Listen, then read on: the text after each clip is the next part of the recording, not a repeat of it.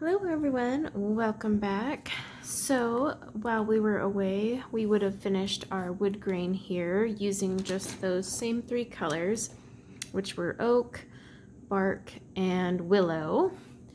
Now we're going to work on the wood grain for the deck. And the reason I didn't have you go right in with the same colors is I actually want these to be a little lighter.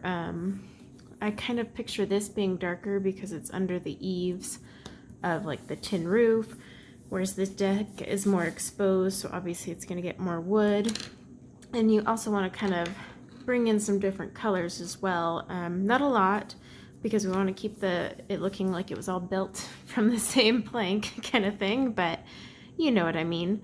So yeah, I think we'll keep going with this wood grain and also work on the door.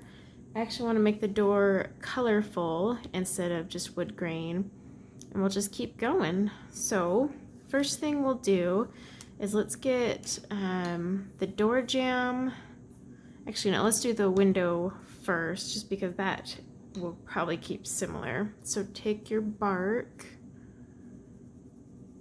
just kind of place it, like see naturally here where the wood kind of overlaps.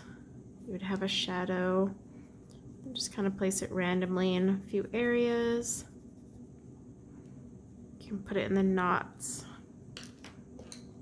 Then let's take our oak.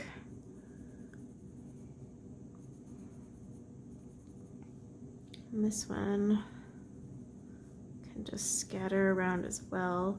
Just think of when you're doing wood grain, think of like, you know, a piece of wood. The colors move about. It's not like a straight line here and there. So you just kind of make zigzag patterns almost. And the less you think about it, the more natural it's going to look. Okay, so I think that's pretty good. And then while we're here, so I'm thinking for the door, I want it to match up kind of with, you know, the colors we're already using here. So we have the blue roof, so I think I'm going to make the door blue as well. Like I said, if you balance your colors, it looks a lot better in the end. I'm going to keep this a little lighter. So let's do our deep blue and iris blue. Now the deep blue, I have a little bit of my brown there. Okay, the deep blue obviously is going to be our shadow color.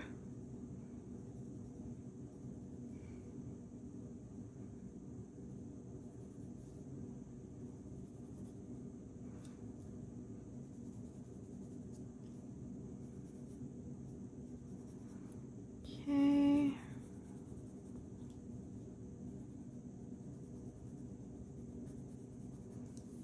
I'm just putting it anywhere. I want shadows. Now I am going to add it in here because these are kind of like those slats. I kind of picture like those old school accordion doors, but I'm sure there's a better term for it, but that's just how I picture it. So I'll add those in there. I'm just kind of lightly filling this in, but I'm not worrying about filling it all in. And I'm using a very light pressure here, by the way. Okay, and then we just want to very lightly over the door. It's okay if you leave a little white space. Okay, and I think we'll get this shade as well. So let's just take our deep blue. Have that near the top, and then add our iris blue near the bottom. All right, so let's activate all of these, see where that gets us. So let's start with the wood over here. Now remember, just pull it down here. Like I mentioned in the last video, you don't want to wiggle your brush back and forth. You're gonna make a really muddy finish. Like for example, here's that one I showed you on the last video. Now that the alcohol has evaporated, see how we did that same color combination, but because I went back and forth on it, see how it's completely washed out, whereas here it's kept its detail. So that's why you just want to move in one direction when you're working with these alcohol markers. So on this one, I'm going to gently go down some of these areas where I have my darker color, like around here. Okay, now I'm just going to pull down over here. I might have picked up some brown. This thing about Inktense, if it's not all activated, you'll pick it up sometimes. It's an unforgiving medium at times. Okay, now with these slats in here, because I do have that dark in there, I am literally just going to take this and go across, because I want those dark blue lines to show up. I don't want them to mix in.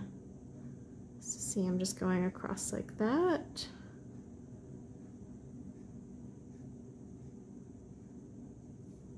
And it looks like I have a little bit there that needs to be activated. As the alcohol evaporates, sometimes you can see the pencil lines and then you just know to go back over it. Okay, and then let's get over here. All right, clean off my brush tip. It'll be stained permanently, but as long as it's writing clear, that's all that matters. Okay. So now for the other wood, I'm thinking we'll still use our willow because willow is a great color. And then I'm thinking we'll try some madder brown. But before I dedicate to that, the best way to test that is to put them down on some paper and take a look. Yeah, see, good thing I tested that, because when these two blend together, that is very red, and I don't want the red.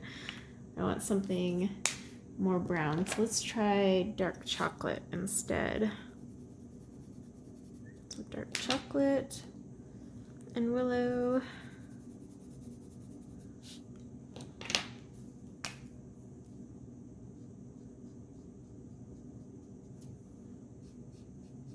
Yeah, that's much better. So always test them together, because while using a water brush gives you one thing, an alcohol marker can give you something else. So with these, you'll notice I'm not even sharpening them. Rarely do I sharpen my Inktense because I don't need to get into any fine lines. Okay, so dark chocolate is a very dark color. We are using this sparingly. And by that I mean this is going to be for basically adding just some shadows, because I'm going to get a lot of our highlights by just dragging the willow color around, kind of like we did here with the trees. Keep it simple. So I'm just putting this down. Now you could do this with bark, especially if you have a smaller set and you don't have dark chocolate, or vice versa. Say you don't have bark, you can do dark chocolate.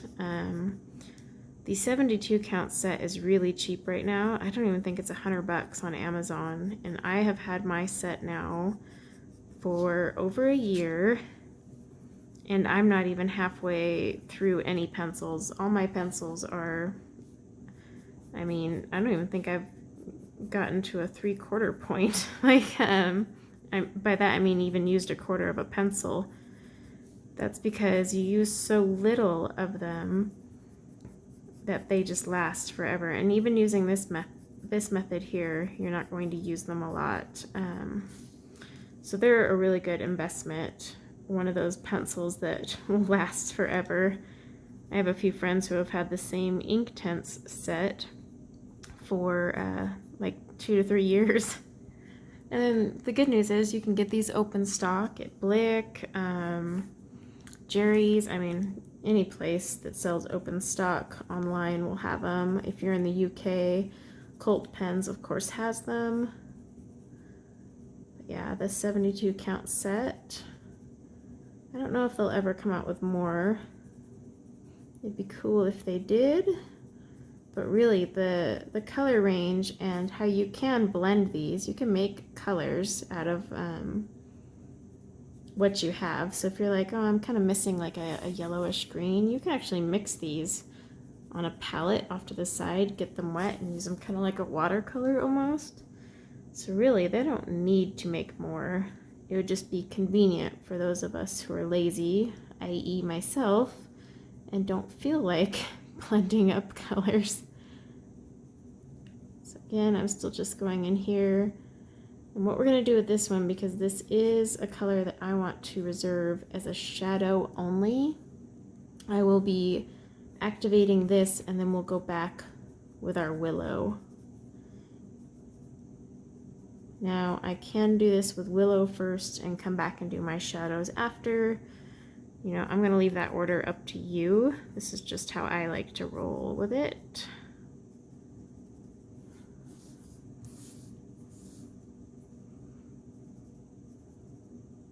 Just kind of using this to define my shadows. Okay, so that's the... On some of these stairs, it's kind of hard to tell what's what. But like this is that part that's flat between each stair. If my brain is calculating that right. All right, and then same thing, let's grab the wood back here. Yeah, I think that's part of the palm tree up there, so we'll add willow to that. But like these little things holding the deck up. Okay. All right, grab your alcohol marker. Just very gently go over it. And one reason I don't always use the same wood grain throughout is because I kind of want to look like it was built separately. And by the way, I know this is freaky right now because it looks all muddy, but remember the alcohol marker is wetting the page. So as long as you're only going over the areas where we put down dark chocolate, I had to rethink that, it's fine. It's just the alcohol ink itself is going to make your page look colored on, but once that evaporates, it'll go away. I'm trying to do this so I keep my hand out of your guys' way. But see how I'm just gently going over where I laid down the dark chocolate, and that's it. Just pull it out. But I always like to use different color wood, because I just kind of figure this has that exposure to the sun, whereas the other doesn't.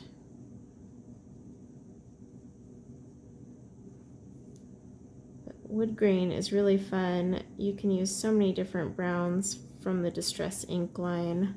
Not Distress Ink, Inktense, to make wood grain, whether you're using an alcohol marker or not.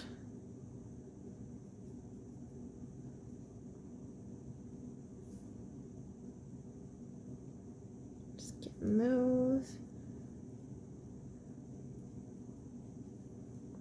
Trying to make sure I activated it all and I'm not missing like any little bits here. Okay, I need to do the stairs.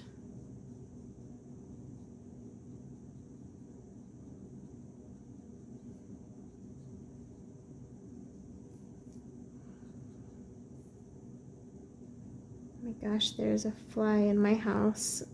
So I'm trying to not swat it while on camera, but it's really hard when it buzzes right by my face. You know, someone didn't close the door, so we got flies in the house. Okay. I think that's all been activated. All right, so I'm going to just clean this off. Okay. So let's take our willow and we'll get over here because I'm pretty sure that was part of the palm tree. add some willow into these ones because these are dry. Nice thing is this dries a lot faster than if I was doing this with water, so it is one bonus.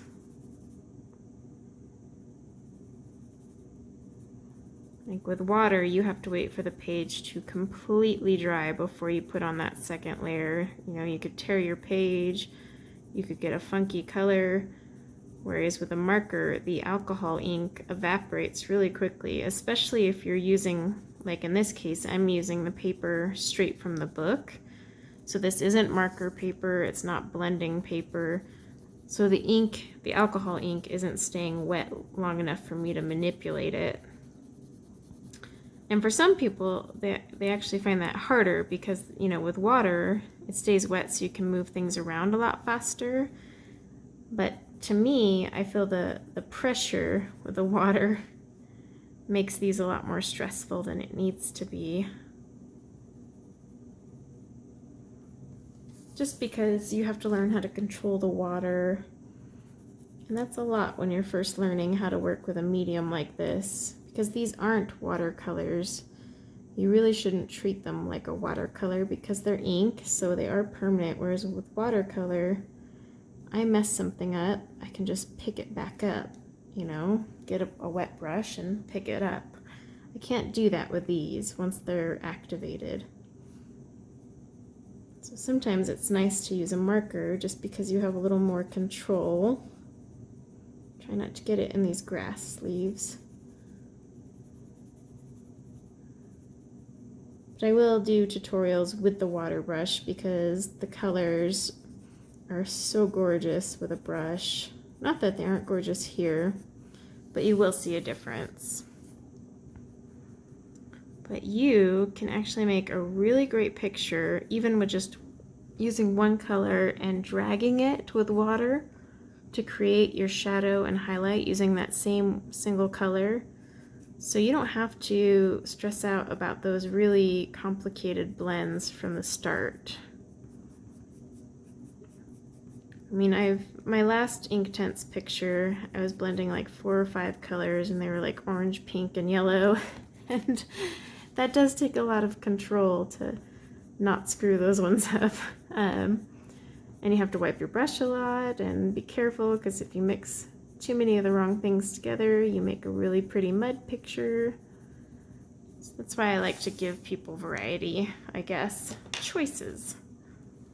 All right, so, and my Artify cap is not wanting to come off. I might need to switch to an Ohuhu. Okay, so over here, I'm just gonna activate that one. All right, and then same thing, I'm just going to gently move it downward on those. Let's start with these planks over here. So I'm gonna get that, and then I'm just going to gently pull down because I want to leave the highlights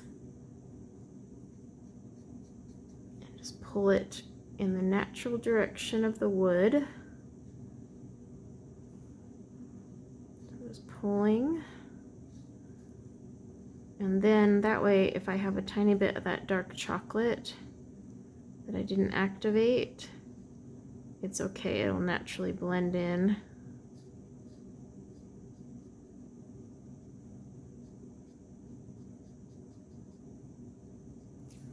Okay.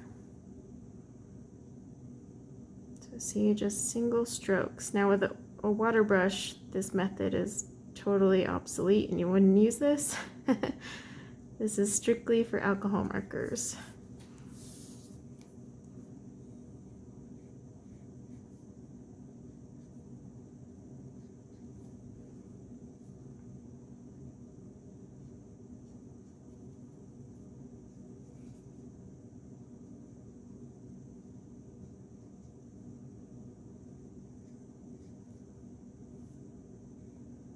And my mat has so many sticky things on it. I have been doing non-adult. See, that chocolate there wasn't activated, so it dragged, but that's okay. That's why we're moving in one direction. I've been doing a lot of different art as of late.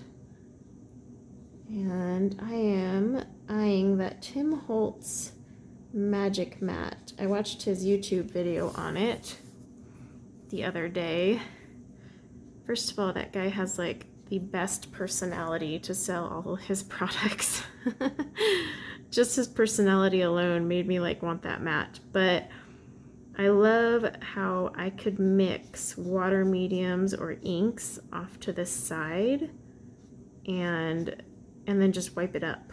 Like that part is awesome because I am getting more into watercolors, and it would be nice to have like a little area where all my messy stuff stays over there, and it's a glass mat so I can, you know, use harsher things to scrape off the ickies. Like, 'cause let me wipe this off. I've been getting glue and all sorts of stuff all over the place. Let's see, wait for that to evaporate and then we'll see how it looks. But see how it just gives you a slightly different color? Now we're going to use Just Willow for this sign here. I want it to be ultra light, but also I can kind of show you how using like a medium to light pressure, I'm going to create a gradient just by bringing these together.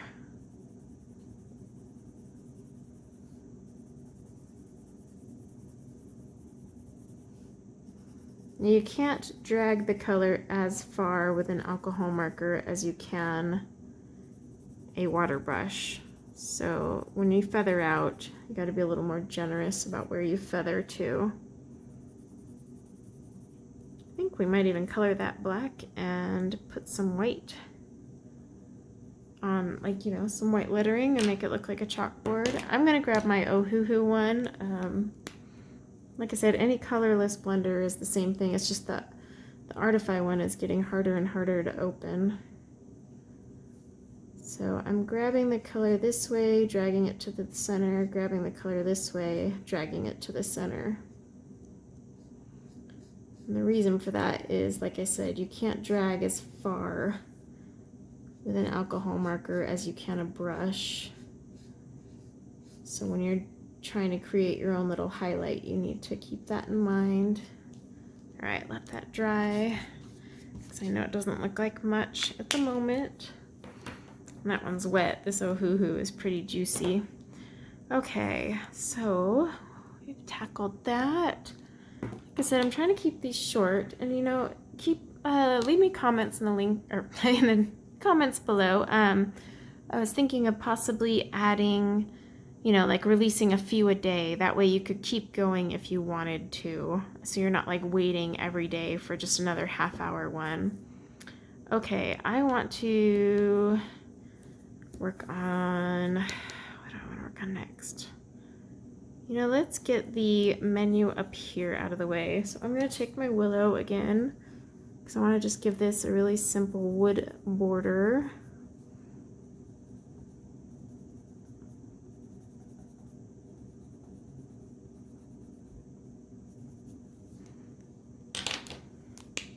Marker.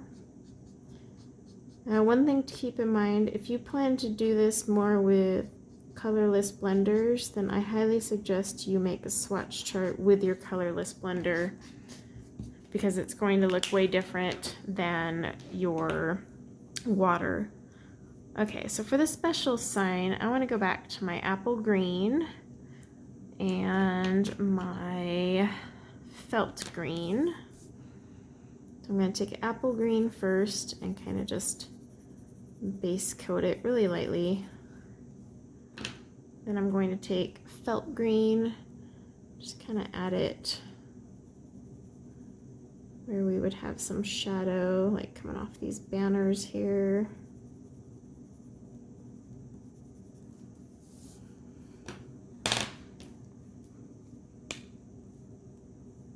Okay, then just activate that. And then again with these, I'm just going to drag it down. And then I might go across the bottom just to make sure my shadows have been activated. Okay, I don't want to do the grass yet. Let's see. it would be fun to do these like chalkboards. So grab your ink black. We're gonna cover this up, and then when we're done, we'll come back with a white gel pen. So ink black, and it's okay, you just use a light pressure because ink black is really strong. And I can also show you a really fun technique to make it look like a chalkboard that's been used. We'll do that once we get to outlining stuff, but the accents come later, so that will be a later video. But yeah, let me know if you guys would like to see like multiple parts of this released at once. Like I said, I'm doing these in short tutorials so that no one's overwhelmed, but I also want to make sure you're not waiting like a week to finish a page, because this will take a lot longer since we're doing it in half-hour segments. This is okay to actually move back and forth, really. Just don't get it on your wood grain. But yeah, so I don't mind, like, you know, I could release part 4 and 5 on the same day type of thing. Now really clean off the black.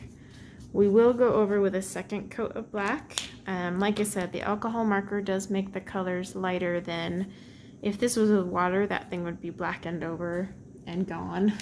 So just keep that in mind. Okay, I think we'll do our signs up here. So I still want to do some more of that green. So let's grab our felt green. We'll put that in here, up here, maybe here at the bottom.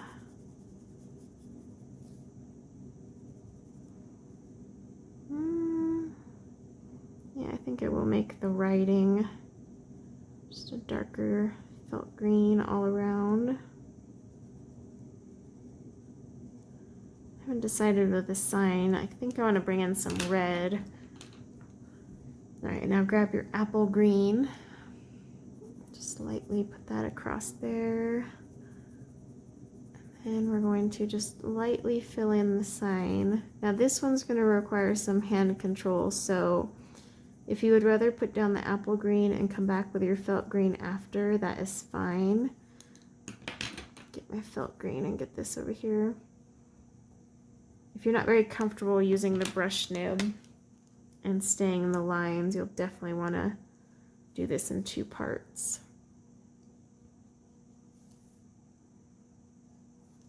My gosh, I hope you guys don't see that stupid fly that's floating around. So with this one, I am going to use a circular motion. I'm being very careful to not grab the felt green in between everything here. So you got to be very delicate.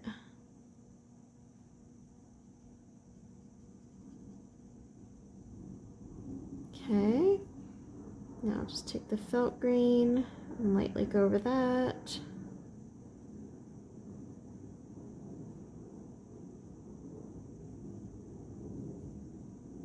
I was looking last night to see if any of the brands I'm using for colorless blenders, if they sell them open stock. Unfortunately they don't, but Art and Fly does have a 3-pack. So I had linked that on one of my videos, a 3-pack of colorless blenders for super cheap, because here's the thing, alcohol ink is alcohol ink. And when it comes to a colorless blender, unless you're going to use it a lot, go for the cheapest thing you can find. So like that 3-pack was like $6, so like $2 a marker. Now if you already have the Copic ones and you want to spend your money on the refills, then go for it, but it's not how I go, I guess. All right, I think, so I'm looking here, I think this is sand that goes all the way back here, but we got water back here. I think it would be, oh, see, there's that fly up in our picture. Okay. So let's, you know what, let's tackle the surfboard. I want some orange in this surfboard. Orange and yellows. So cadmium yellow is a pretty good one. Tangerine also. Can't remember if I cleaned the green off this brush or not. I did, okay. Definitely don't want to mix these. All right, let's see how these work out. So cadmium yellow, golden yellow, and tangerine. I'm also going to use some blue or green maybe, we'll see. So first things first, let's take our tangerine.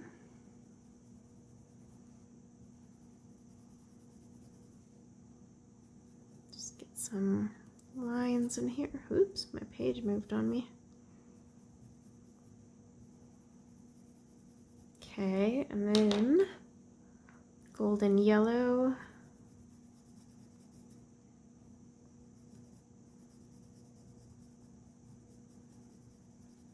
Might even just make the whole base of this yellow. All right, and then take your marker, just very gently activate this. Don't go out of the line though. And then just drag each one into that yellow. Drag the orange into the yellow here.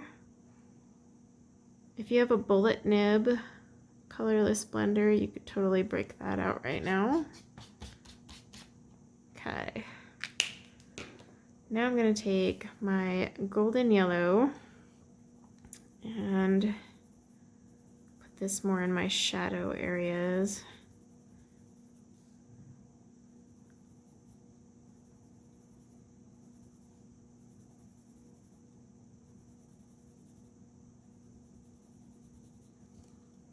Okay, and then cadmium yellow just goes in between. Might even leave a little white space there to drag that one too. So yeah, see I left a little white space here, here, and here. Okay, same thing, just pull from the bottom, bring it up, pull from the top, bring it up.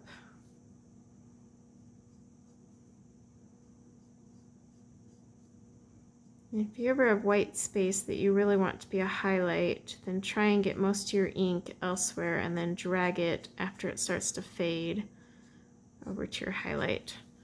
It's wet right now, so it's ugly, but it's always ugly when it's wet.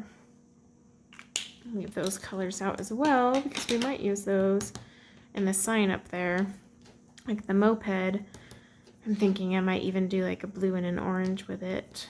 Let's see. We're teensy over a half hour, but I want to get a little bit more done for you guys. So let's go ahead and, you know, we can get the red going for this one. Okay, so I always do red and white because, you know, that's the lifeguard thing, but actually, no, I don't want to do chili red.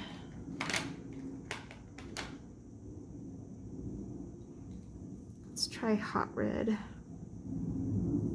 I'm just going to put that here. You're probably thinking, how are you going to color white? Not totally sure yet.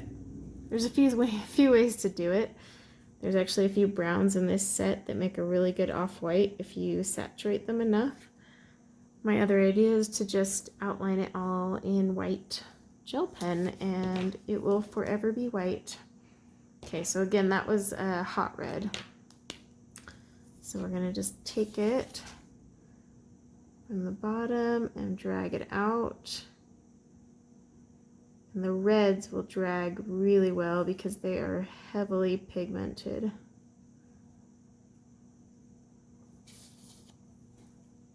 Try your best to stay in the lines if you can.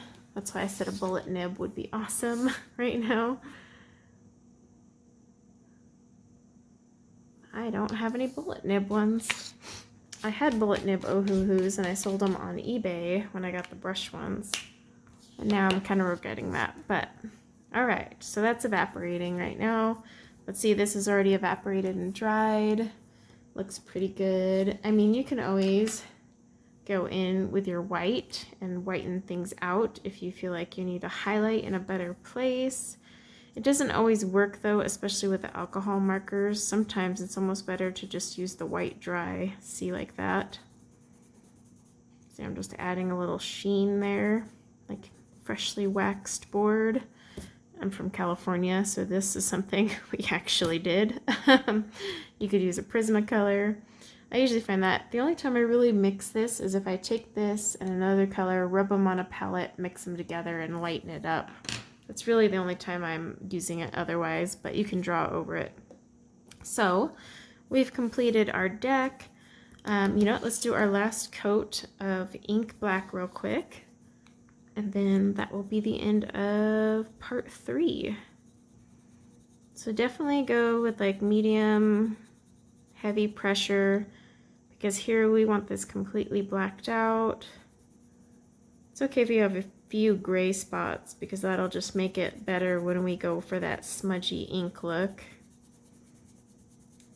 which we will do with a Prismacolor, because Prismacolors are just lovely and opaque and cover everything.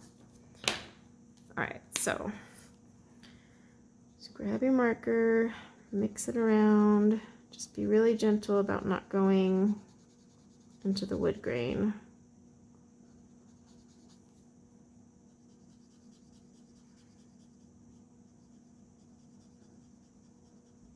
It does stick to the nib really well too, so you have to be really careful, especially if you have a juicy marker and you get too close to the edge.